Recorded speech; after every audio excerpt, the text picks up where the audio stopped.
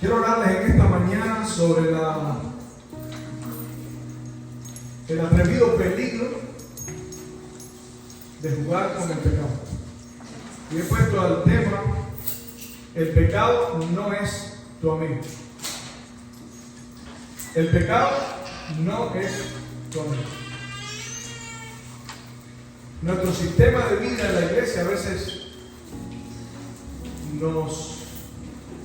por razones diferentes nos presiona y queremos buscar afuera lo que supuestamente no encontramos dentro, y lo queremos buscar en nuestros amigos, lo queremos buscar en la música afuera, lo queremos buscar en las películas, lo queremos buscar en las cosas que el mundo ofrece. Pero yo te quiero decir en esta mañana: el pecado no es tu amigo, y el enemigo de las almas no está jugando en esta mañana contigo y conmigo. Él tiene propósitos serios. Cuando tú duermes, Él continúa trabajando. Por eso yo te quiero pedir, si lo que tú vas a escuchar en esta mañana te hace sentir mejor, quédate. Pero si lo que tú vas a escuchar en esta mañana es un poco fuerte, también quédate. Porque probablemente necesitamos escuchar lo que Dios tiene para decir en esta mañana. Ayer escuché una historia de un señor que crió un hipopótamo desde pequeño. No sé si lo han visto, está en las redes. El video comienza de esta forma: esto es un hipopótamo pequeñito, y dice: esto es un hipopótamo, pero esto no es ni puede ser tu mascota. Y a veces nosotros tratamos el pecado como si fuera nuestra mascota, sin darnos cuenta que nosotros estamos amistados con el pecado. Nos pusimos en el mismo tren del diablo y nos enemistamos contra Dios. Y esa naturaleza que tenemos dentro la arrastramos todos los días de nuestra vida hasta que Jesús regrese. Y el propósito del plan de la salvación, todo el propósito del plan de la redención, es restaurarnos de ese pecado. De manera que en la justificación Dios está tratando de salvarnos, pero en la santificación Dios también está tratando de salvarnos. No es un paquete a medias. No es que Dios te justifica y tú continúas viviendo en el pecado. No es que puedes vivir en el pecado sin ser justificado. Pero cuando tú aceptas a Cristo en tu vida, tú recibes una nueva naturaleza que te da el poder para vencer el pecado. Y la Biblia dice que quien tiene esa naturaleza no practica el pecado. El pecado no es tu amigo. No lo es. Aunque a veces nos parece. Escuché ayer un testimonio de un señor que se llama Glenn Beck. No sé, los que hablan inglés, si han escuchado a este señor. Él es un periodista. Él tiene un podcast y ahí habla de política y habla de religión a veces. Pocas veces habla sobre religión. Por cierto, a este señor le han llegado, él tiene, lo pueden buscar, él tiene un comentario donde él habla sobre el conflicto de los hijos. Él no es adventista. Y él dice: las cosas que yo hablo parece que tienen que ver con lo que este libro enseña, porque recibo ese libro por más de 500 cada año. Ya se pueden imaginar más o menos lo que él enseña. Y él estaba promoviendo el libro.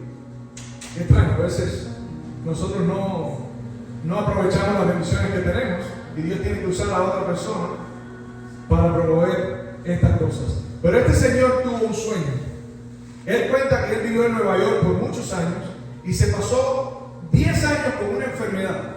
Esa enfermedad era una enfermedad que no le permite dormir. Y pasó 10 años sin tener un sueño. Después se mudó a otro lugar, no sé dónde es que se mudó, porque no lo dice, y tuvo un sueño. En ese sueño, él estaba siendo empujado por los pasillos de la Casa Blanca. Y estaba entrando, las personas que estaban dentro miraban a quienes los estaban empujando a ellos y estaban como asustados. Entonces, finalmente los entraron a una habitación que es lo que se llama The Situation Room, el lugar, la habitación de la situación. Parece que es el lugar de la Casa Blanca donde se hablan de cosas serias, no sé. Y cuando estaba ahí, Llegaron, él había visto unas personas que tenían unos uniformes. Fíjense, 10 años sin soñar y tiene ahora este sueño. Estas personas que tenían un uniforme, él nunca las había visto. Y de pronto habían varias personas y estos hombres que estaban con esos uniformes dicen, usted y usted, llévenselos. Y se los llevan y a él lo dejan. Y se escuchan 3 disparos. Lo que te da a entender que los mataron. Entonces esas personas dicen, a ellos les fue bien, porque murieron inmediatamente. Pero a ti, vamos a ver. Y dice, porque tú realmente no sabes con quién estás lidiando. Y de pronto esa persona se quitó el rostro que tenía y era el diablo directamente. 1 año y medio después, hay un predicador, él no dice quién es, un líder religioso lo llamó y le dijo, ¿nos podríamos ver? Sí, nos podemos encontrar. El fin de semana él tomó un avión y voló hasta donde estaba ese señor. Llegaron a su casa y su esposa, él no le contó esto a nadie por mucho tiempo, solamente su esposa lo sabía después. Y él le dijo a la esposa, cuando estaban llegando ahí debajo de la casa, le dijo, esto va a ser una experiencia bonita. Y él le dijo, yo no creo. Ahora mismo me falta el aire. Y ella le dice, ¿por qué? Dice, porque anoche tuve el mismo sueño que hace 1 año y medio atrás. El mismo sueño. 1 año y medio atrás.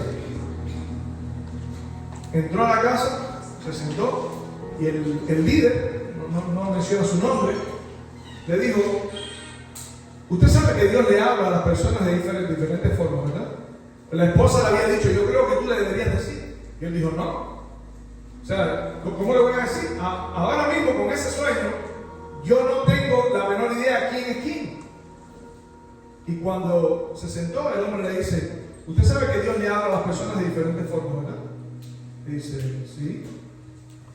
Si a veces Dios a personas como usted le habla a través de sueños y visiones. Le dice, ajá. Y le dijo, tú sabes de lo que yo te estoy hablando. No descartes ese sueño. Y el hombre se levantó y le dijo, eso era todo lo que te quería decir. Y regresaron a su casa.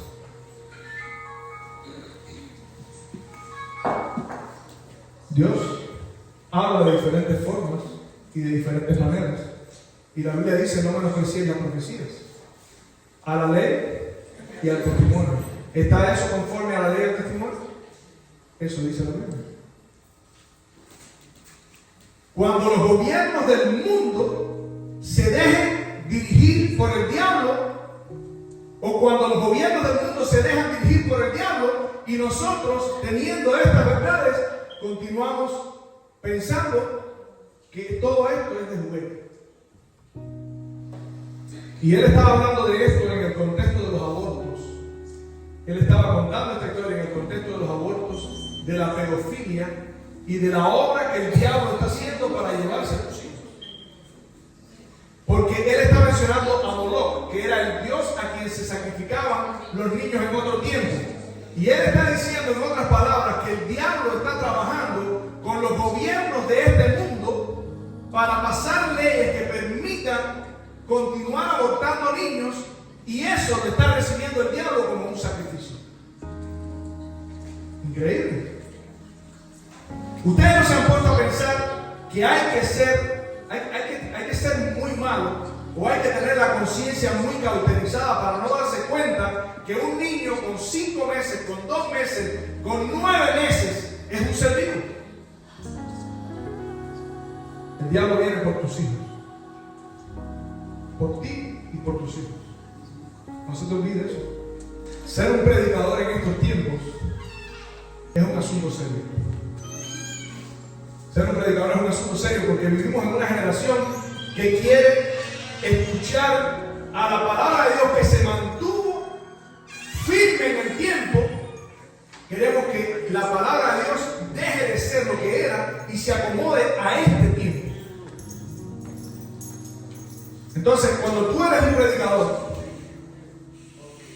déjame decirle, A mí siempre, desde que yo entré en la iglesia, me ha gustado la idea de ser un predicador. Siempre. Yo recuerdo que yo veía a los pastores predicando de arriba, yo no me había bautizado todavía, y yo veía a los pastores ahí, y yo me imaginaba allá predicando, y yo mismo estaba haciendo en mi mente un sermón, y yo por 25 años he luchado con esa idea. ¿Saben por qué he luchado por 25 años? Porque el ministerio es un llamado. Porque cuando tú predicas, tú estás tratando de salvar a una persona. Cuando tú predicas, tú estás tratando de definir en la eternidad a una persona para vida o para muerte. Y solamente la palabra de Dios puede hacer eso. Solamente si tú predicas la palabra de Dios como está escrita, con fidelidad, eso puede suceder. Un evangelio a medias mantiene contento a las personas dentro de la iglesia, pero no salva. Un evangelio a medias te da lo que tú quieres, pero no lo que necesitas.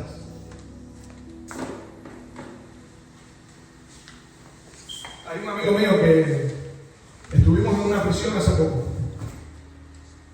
Y lo que pasó ahí adentro, a él lo impactó. Ver a esas personas que están presos siendo libres dentro de la prisión. Ver a esas personas que nosotros entramos para servir y ellos nos estaban sirviendo a nosotros. Ver hombres que eran asesinos, violadores, ladrones, delincuentes, estafadores, abusadores, transformados por la gracia de Dios. Y nosotros estamos libres pero presos. Porque no tenemos el valor de decirle no al pecado.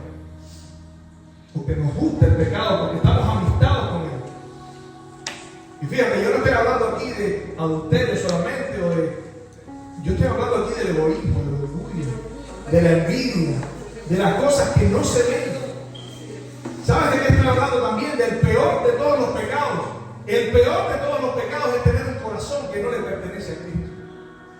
Y un corazón que le pertenece a Cristo no se manifiesta, o sea, se manifiesta en obras, pero no estoy hablando específicamente de obras. Estoy hablando de en tu corazón decir: Señor, yo soy tuyo, yo te pertenezco y yo no te cuestiono. Y este muchacho, uno de ellos, quedó impactado por lo que pasó. Él nunca se toma mucho las cosas en serio, siempre está jugando, siempre está haciendo chistes, nos reímos mucho de las cosas que él dice, pero allí yo vi lágrimas en sus ojos. Y hace unos días estuve hablando con él después de eso. Y me dijo: yo siento que Dios me está llamando a predicar el evangelio. Y yo le dije: si Dios te está llamando a predicar el evangelio, la mayor señal es que tú no quieres predicar el evangelio.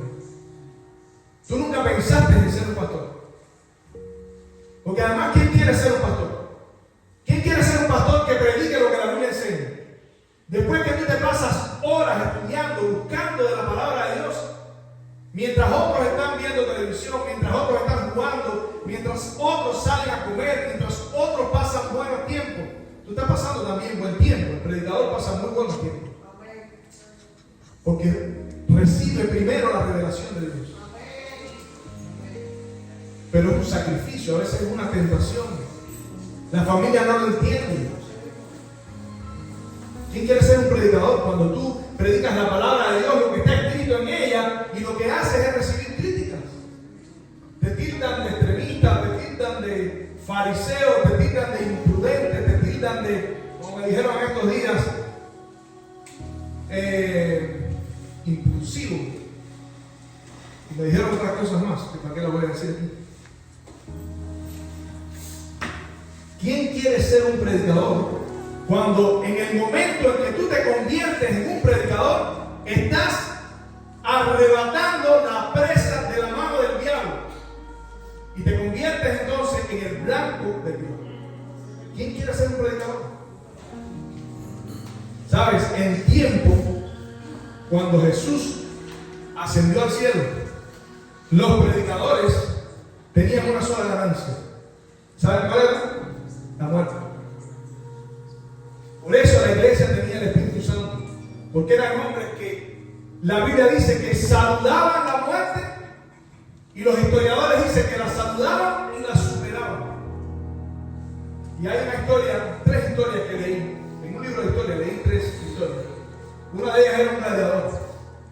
Este señor se convirtió al cristianismo y entró al ring. Y la Biblia dice, la historia dice que él le lanzaron un tigre y lo mató. Le lanzaron otro tigre y lo mató. Le lanzaron un león y lo mató. Y entonces sacaron a una persona que también le lanzaron un tigre. Y cuando el tigre estaba a punto de matarlo, él mató al tigre, el otro señor, el gladiador del que estoy hablando. Y entonces dijeron, bueno, ahora ustedes dos van a pelear. Y él dijo, yo no voy a pelear. Y él fue allí sabiendo las consecuencias de lo que iba a pasar cuando él dijera por qué. Y frente a César gritó, yo soy cristiano. Y yo no voy a matar a ninguna persona porque todas las personas son criaturas de Dios. Y la historia dice que frente a todo el mundo, el otro se levantó y lo mató. Ese hombre fue allí a dar su vida por Cristo.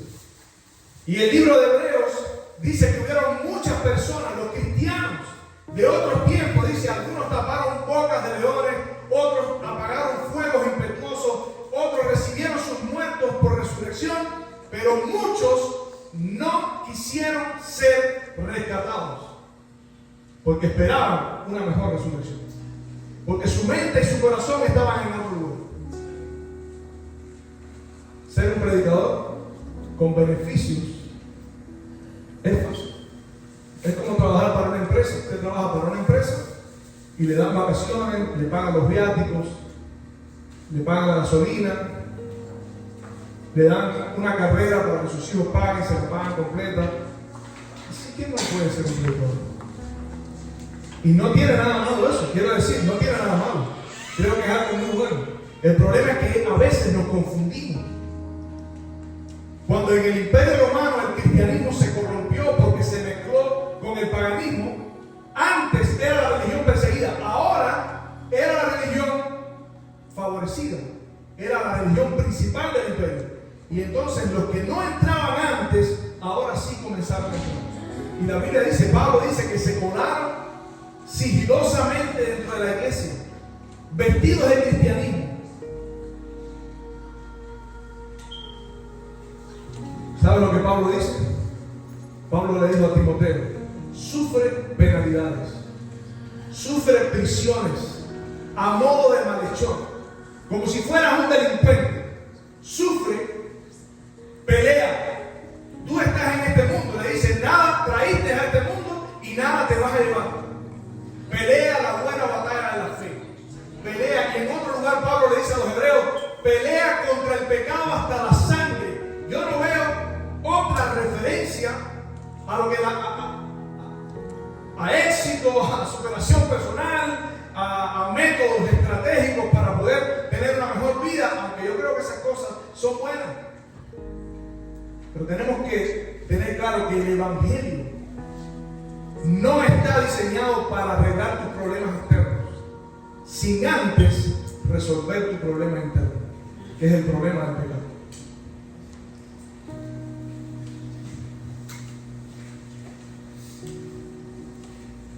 Los gladiadores decían, los que van a morir, te saludan. Los que van a morir, te saludan. Y estas personas, cuenta la historia de dos mujeres, que cuando las vieron entrar, los guardias comenzaron a temblar. Hacían temblar a la gente con sus vidas. Y hoy en día queremos parecernos al mundo para que el mundo venga a la iglesia. Y no nos damos cuenta que estamos cometiendo el mismo error que cometieron los cristianos cuando se convirtió Constantino. Exactamente el mismo error. ¿Qué otra cosa pudieron haber hecho los cristianos para tener amistad con el mundo? Para que el mundo los amara. Se amaban los unos a los otros. Eran fieles. No hacían nada malo. Iban una milla más por las personas, eran fieles a Dios, estaban dispuestos a entregar su vida. ¿Qué más se puede hacer? Pero yo quiero decirte que si tú vives para Dios, el mundo, por mucho que tú hagas, no te va a amar. Porque Jesús dijo, si el mundo os aborrece, sabed que a mí me aborreció primero. Eso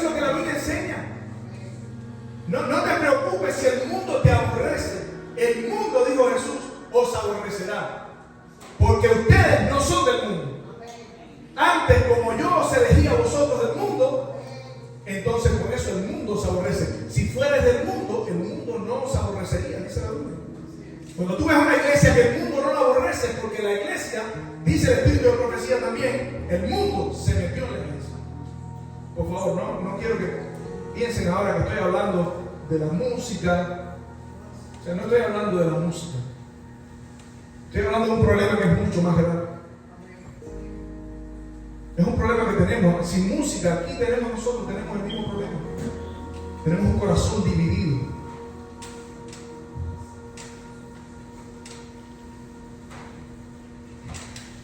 Estas mujeres entraron al circo romano y cuando una de ellas la presionaron, porque una de ellas tenía 7 hijos, y le dijeron: vamos a matar a tus hijos delante de ti. Y ella miró a los hijos y les dijo: sus vidas pertenecen a Cristo. Y mataron a cada uno de sus hijos delante de ella.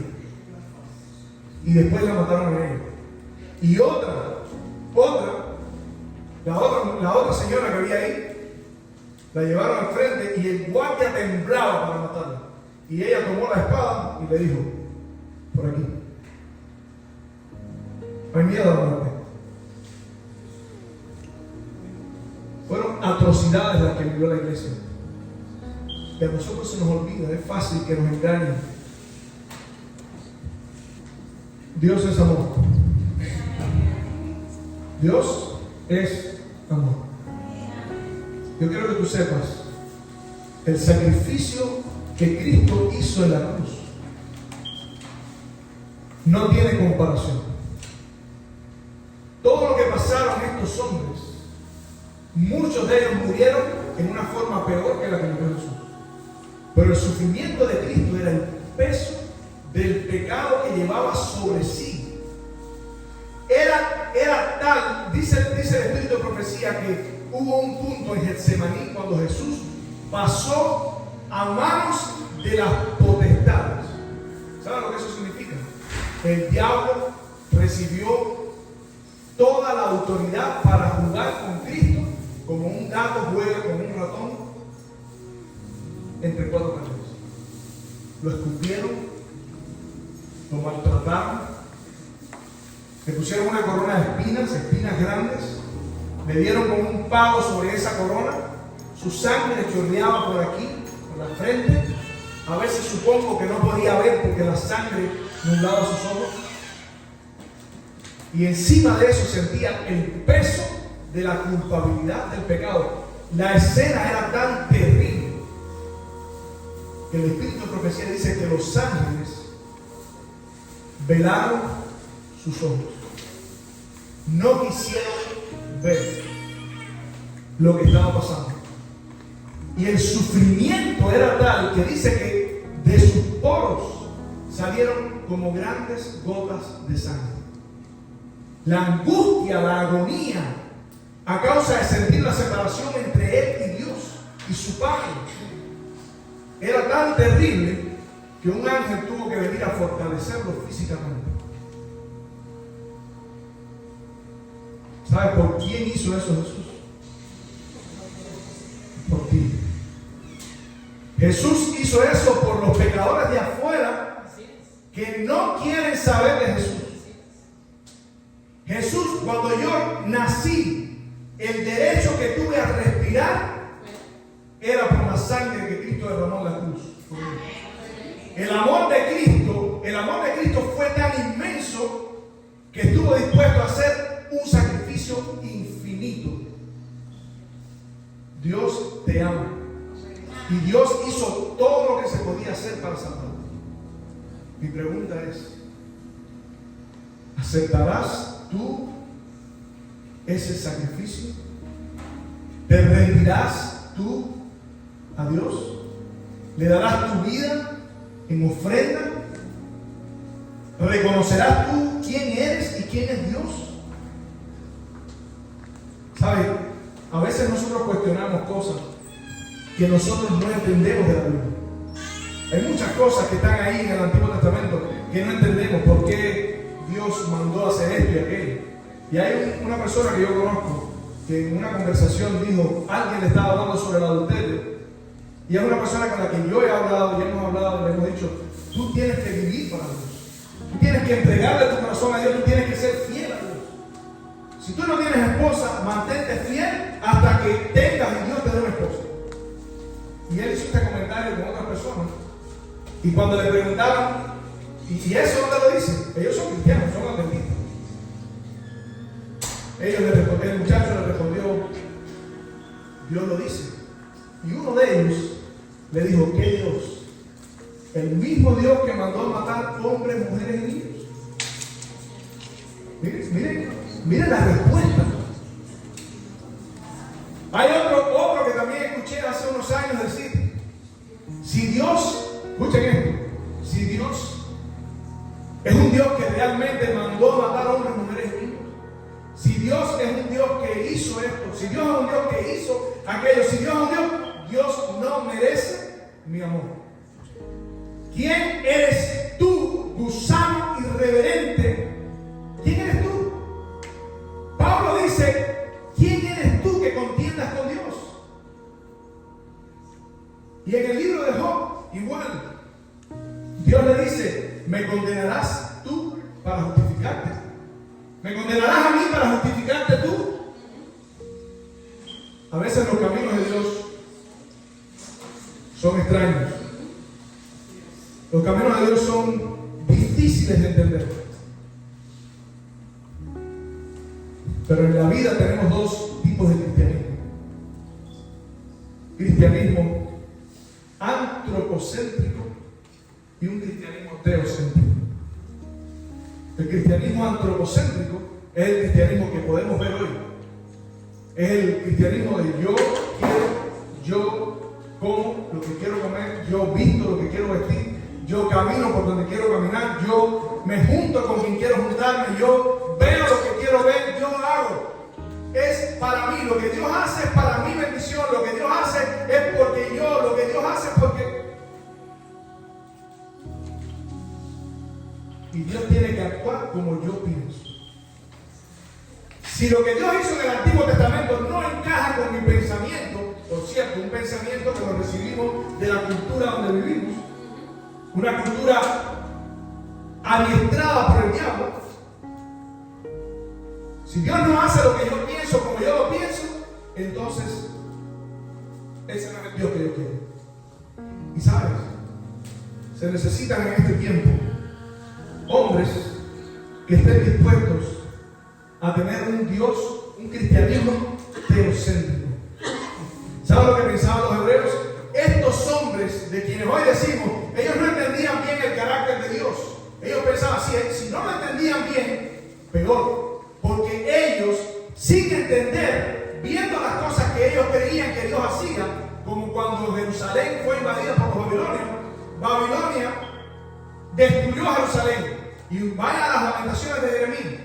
Y Jeremías dice, ¿por qué te quejas? Quéjate en tu pecado. Lamentate por tu pecado. Porque Dios es justo. Y por las misericordias de Dios, que son nuevas cada mañana, no hemos sido consumidos. Las misericordias de Dios, que son nuevas cada mañana, no hemos sido consumidos. Y hoy en día es muy fácil, somos muy fáciles de engañar. ¿Sabes por qué? Porque el pecado nos confunde. El pecado nos hace sentir lástima a nosotros mismos. El pecado, ay, pero es que yo, entiéndame, yo traicioné a mi esposo porque el problema es que me sentía solo. Yo traicioné a mi esposa porque es que ella no me entiende.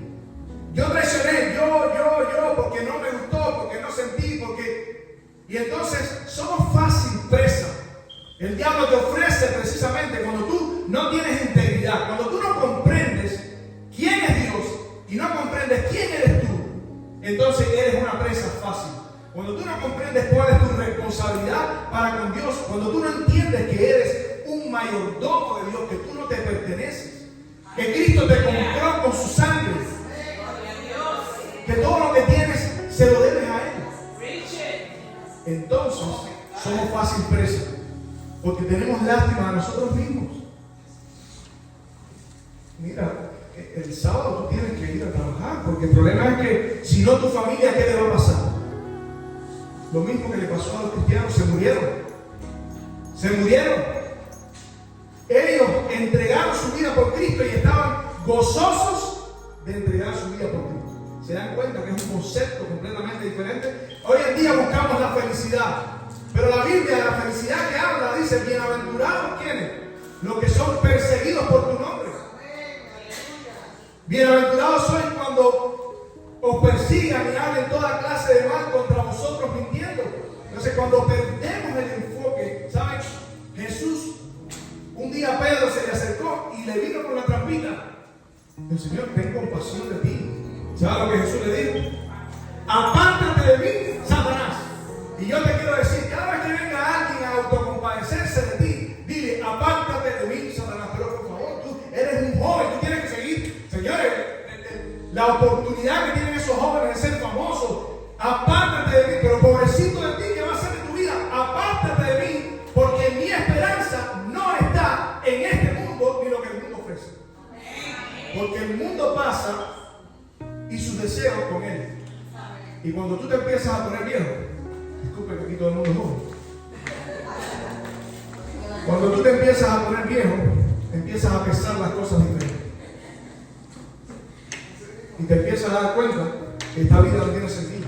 Que nuestra única esperanza está en el regreso de Jesús. Y que nosotros tenemos que vivir para Dios sin reservas si queremos ser libres del diablo. Entonces, esto es como una especie de engaño, como una especie. Anoche le estaba diciendo mientras estábamos recibiendo el sábado, estaba diciendo a mi familia: el mundo entero, la Biblia dice que el diablo engaña al mundo entero. Así dice la Biblia. Hay gente que dice: y esas personas entonces, los pobres, al mundo entero. Y todo esto que nosotros estamos viendo es una ilusión. Todo esto que estamos viendo es ¿cómo se llama lo que ve la gente cuando está en el desierto? Un oasis. Un espejismo para entretenerte, y mientras tú estás entretenido, arrancarte tu salvación y la salvación de tus hijos. Aquí está, mira, yo no sé cómo los jóvenes lo van a hacer. De verdad no lo sé. Porque los entretenimientos son tan fuertes. Yo tengo una niña que estaba conmigo en la casa. Y yo hablo con ella, es una niña pequeña. Y le hablo de Jesús, de esto, lo otro. Y yo me doy cuenta que ella es una niña muy obediente. Es una niña muy buena, una niña, tiene 7 años y ya se quiere bautizar. Y con todo eso, a veces yo digo: ¿cómo yo le explico?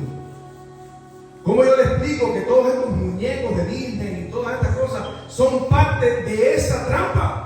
Y yo no tengo hijos. Cuando yo tenía 18 años, yo le dije a Jesús, 18 años, que fue cuando acepté el evangelio y entendí esto.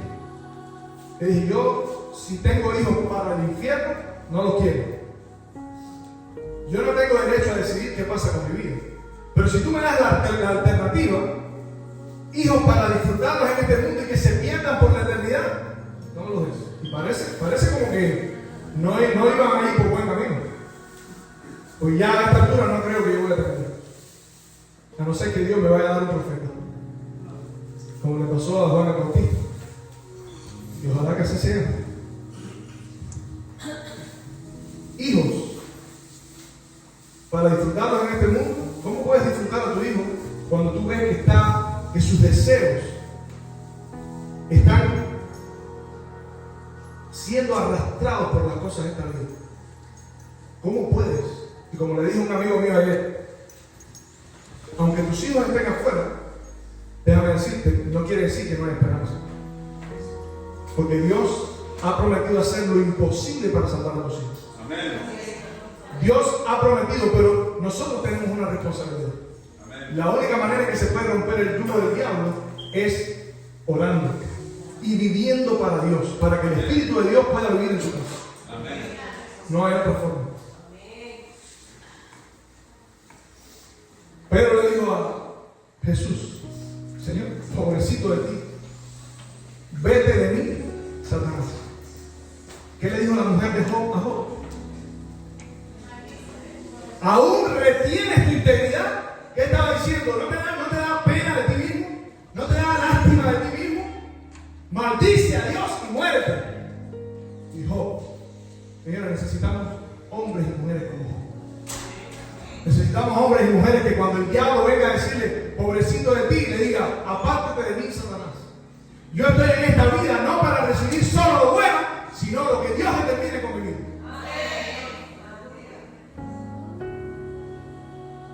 Hombres que sean firmes como el monte de Sión.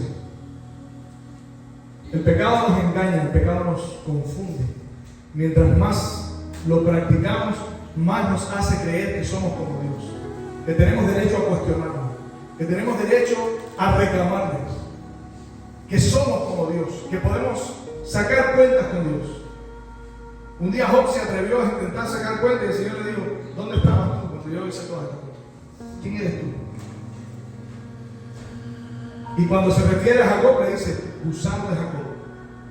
Por eso, gusano no es una palabra mía, es una palabra que saqué de la Biblia, como Dios se refiere al hombre, como diciendo, tú no eres nada. Y cuando dice gusano, lo dice como diciendo, tú eres un gusano, pero yo te aguanto, yo te sostengo de tu mano. Gusano finalmente se convierte en una mariposa. Así mismo es. Gloria a Dios. Ay de mí, dijo Isaías. Cuando vio la presencia de Dios, ¿qué dijo? Ay de mí, que siendo hombre de labios inmundos y habitando en pueblo de labios inmundos, han visto mis ojos al rey. ¿Qué fue lo que dijo Daniel? Tuya es la justicia, nuestra la confusión del rostro. ¿Qué fue lo que dijo David? David dijo, ¿quién soy yo y quién es mi pueblo para que te ofrezcamos? Ni siquiera estaba sacando cuentas con Dios. Aún para ofrecer, David entendía quién era Dios. Y nuestro mayor problema es que a veces no entendemos que Dios nos ama, Dios ha hecho todo para salvarnos, pero Dios sigue siendo Dios. Y tú, a menos que te dejes atraer por Él, continúas tupido de una enfermedad que te confunde y mientras más lejos estás de Dios, te hace creer que estás mejor. Los hombres que estuvieron cerca de Dios siempre se vieron exactamente como son. Por eso es que la obra del Espíritu Santo es convencer de pecado, de justicia y de juicio. Por eso es que no se puede endulzar las palabras. Lean Jeremías capítulo 23. Cuando usted salga de aquí, lea Jeremías capítulo 23. Lea Isaías capítulo 29 o 30, donde dice, este pueblo es un pueblo que dice, no nos profeticéis lo recto, decid dos cosas halagüeñas. Lo mismo que Pablo le dijo a Timoteo que iba a suceder en el tiempo del fin. Vendrán hombres que tendrán comezón de oír. Predica la palabra a tiempo y fuera de tiempo. Porque vienen hombres que van a querer buscar predicadores, así dice, conforme a su concupiscencia, que se aparten de la verdad y se vuelvan a las fábulas.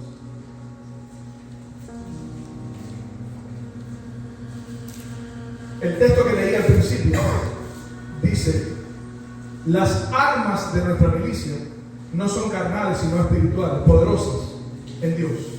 O sea, Pablo está haciendo una comparación espiritual de nuestras armas espirituales con las armas de un ejército, que era lo que las personas podían entender. Y en ese sentido es que quiero que entiendan esto último que voy a decir. Un día los levitas, escuchen bien, un día los levitas, en medio de una rebelión que hubo en el pueblo de Israel cuando las mujeres de Madián entraron al pueblo, ¿se acuerdan? Ese día murieron mucha gente. ¿Saben cómo murieron? Murieron a mano de los levitas. Porque Moisés dijo, ¿quién está por Jehová? Los levitas se pusieron de su parte y Moisés le dijo, cada uno pase a espada a su padre, a su madre y a su pariente. Cuando el pueblo de Israel entró en Canaán, Dios le dijo, no perdonarás a estas naciones, porque si las perdonas, ellas van a ser como clavos en tus costados y como espinas en tus ojos, y te arrastrarán en sus caminos, detrás de sus hijos. Dice, no los perdonarás, no les tendrás misericordia a tu ojo, no les tendrás compasión. Y hablando espiritualmente, yo te quiero decir, eso es lo que hay que hacer con el pecado. No le tengas compasión, no le tengas misericordia. que tu ojo no lo perdone. Y otro texto que podemos utilizar es cuando Dios le dice, no dejarás nada, arrasas con todo lo que hay. Y yo te quiero decir, en tu vida, toma el pecado y arrasa con todo lo que hay de pecado en tu vida y vive para Dios y te vas a acordar de mí. Porque tú no sabes lo que Dios es capaz de hacer si tú te pones en sus manos de esa forma. El pecado no es tu amigo, el pecado es tu enemigo. El pecado es como Agag. ¿Saben quién era Agag? El amalecita al que Saúl le perdonó la vida. Dios mandó a destruir a Amalek. ¿Saben por qué lo mandó a destruir? Porque cuando ellos estaban saliendo de Egipto, los amalecitas fueron por detrás y mataron a los débiles, a los que estaban desprevenidos, a las mujeres, a los niños. Yo te quiero decir, el pecado es como Amalek. Por eso hay que hacerle al pecado lo que le hizo Samuel a Agag. Le dijo, por cuanto tú dejaste a mujeres de Israel sin hijos, hoy tu madre será sin hijos. Y dice que lo cortó el pecado. Al pecado no le puedes tener compasión. Y termino con esto. ¿Sabes por qué al pecado no le puedes tener compasión? ¿Qué pasó con Jonatán, el hijo de Gersón, hijo de David? ¿Ustedes saben? Lo que pasó fue que un día ese joven, dice la Biblia, un joven levita que vivía en Judá, salió a buscar aventura y llegó a un lugar de una casa a un señor que se llamaba Micaía, que tenía dioses, y Micaía vio que era un levita y lo contrató. Un sacerdote personalizado, un sacerdote particular en su casa, y él comenzó a ministrar en los ídolos, eran ídolos. La Biblia dice en ese contexto que Josué había muerto y se levantó una generación que no conocía a Jehová. Y vinieron los de la tribu de Dan y se llevaron todo eso, incluyendo al levita. Y dice al final que Jonatán, hijo de Gersón, hijo de David, hijo de Moisés, fue sacerdote entre los de Dan. ¿Qué me está diciendo? El levita era nieto de Moisés y él comenzó la idolatría en Israel. ¿Cómo puede ser posible?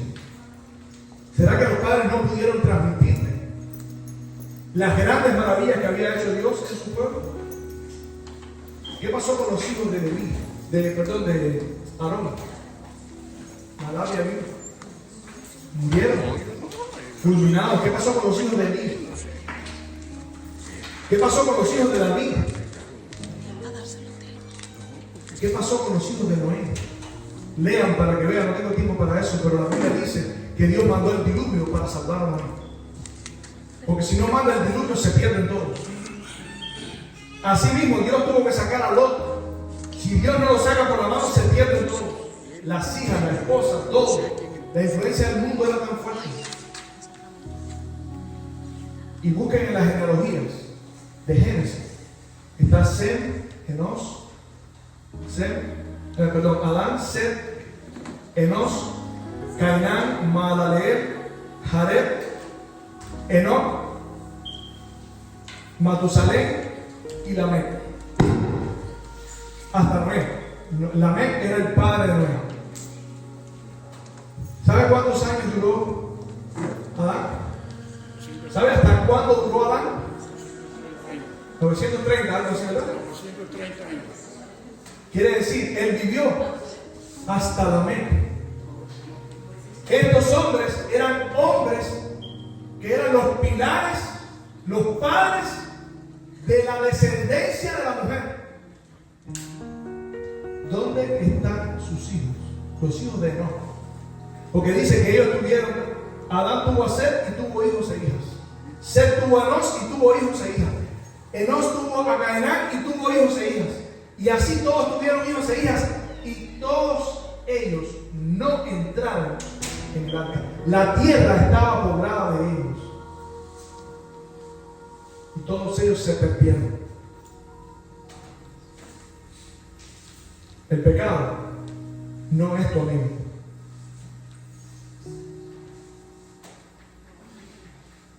Quiero hacerte una pregunta.